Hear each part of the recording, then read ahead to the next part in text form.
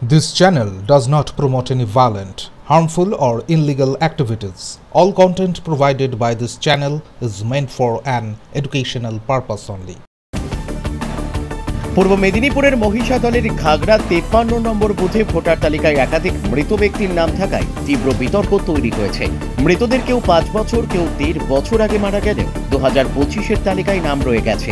অথচ মৃতদের death certificate নিতে গিয়ে পরিবারের সদস্যরা ভোটার কার্ড সহ সব সরকারি নথি পঞ্চায়েতে জমা দিয়েছেন এবং কেউ কেউ আবার সমব্যথী প্রকল্পের টাকাও পেয়েছেন। তবুও নাম বাদ না যাওয়ায় ক্ষোভে ফুঁসছেন পরিবারগুলি। তাদের আশঙ্কা, মৃতদের নাম ব্যবহার করে কেউ ভোট দিয়ে থাকতে পারে।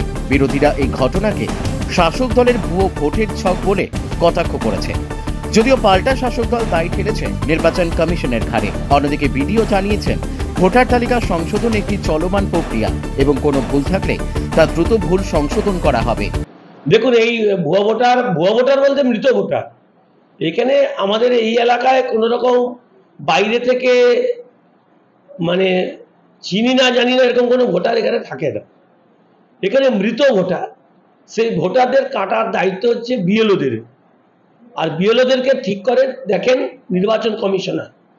সেখানে যদি কোনো কারণে কোনো মৃত ভোটার থেকে যায়, সেগুলো নিশ্চিত কেটে দেওয়া উচিত। সেটা এতদিন কেন কাটা হয়নি সেটাই নির্বাচন কমিশনারকে আমি বলছি, যে সত্যিকার এতদিন কাটা হয়নি কেন, যারা মৃত ভোটার তারা এতদিন আছে কেন। তাহলে বিএলওরা যদি রিপোর্ট জমা দেয় তাহলে নিশ্চিত নির্বাচন কমিশনের পক্ষ থেকে উদ্যোগ নিয়ে সেগুলো কেটে দেওয়া উচিত।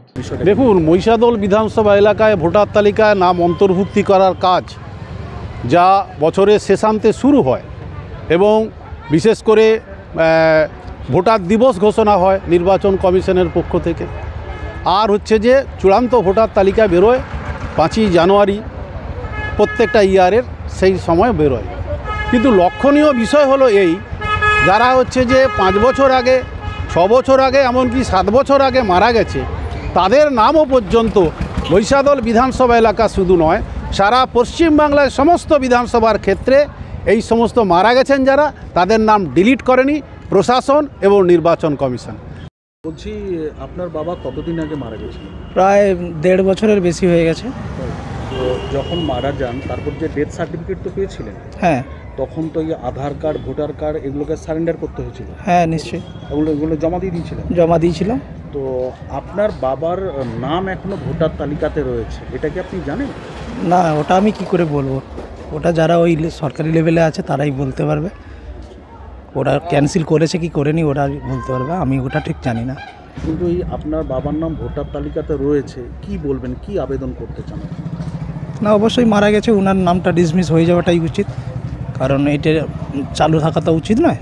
যেহেতু সরকারি জিনিস, একটা রেশন দেওয়া হয়, এটা তো অবশ্যই বন্ধ করে দেওয়া উচিত। বুঝে বেশ কিছু মৃত ভোটার পাওয়া গেছে এবং তাদের পরিবারের সঙ্গে যোগাযোগ করলেন। তারা বললেন যে আমরা ডেথ সার্টিফিকেট জমা দিয়েছি, তারপরে ওই ভোটার লিস্টে কীভাবে নাম থেকেছে তারা জানেন। বলুন। এক্ষেত্রে আমি বলবো যে আমাদের যখন এসআরইআর হয়, আমাদের প্রত্যেক সপ্তাহে সমস্ত পলিটিক্যাল পার্টির রিপ্রেজেন্টেটিভদের মিটিং হয়। আমাদের বিএলও যারা, তারা হচ্ছে ফিল্ডে যায় সার্ভে করে ফর্ম 7-এর মাধ্যমে, এবং যে স্পেশাল ক্যাম্পেইন শনি রোববার করে হয়, সেখানে প্রত্যেকটা রাজনৈতিক দলের প্রতিনিধি বিএলএ থাকে, আর বিএলএ একটা মিটিং হয়, সেখান থেকেও মৃত ব্যক্তিদের নাম উঠে আসে এবং উঠে আসার পরে তার নামটা কিন্তু বাদ যায়। এক্ষেত্রে দেখে নিতে হবে, আমি শুনলাম আপনার কাছ থেকে যে এটা কী ব্যাপার। তবে এটা কন্টিনিউয়াস প্রসেস, আপনাকে এটা বলি যে এটা কন্টিনিউয়াস প্রসেস। আগে বছরে 1 বার হতো, এখন 4 বার হচ্ছে। যদি এখানে যদি কিছু করা সম্ভব হয়, যে আমাদের বিএলওর মাধ্যমে উঠে আসে যে এই লোক মারা গেছে, ডকুমেন্টারি এভিডেন্স দিয়ে ফর্ম 7-এর মাধ্যমে সেটাকেই আবার সংশোধন করে নেওয়া যাবে।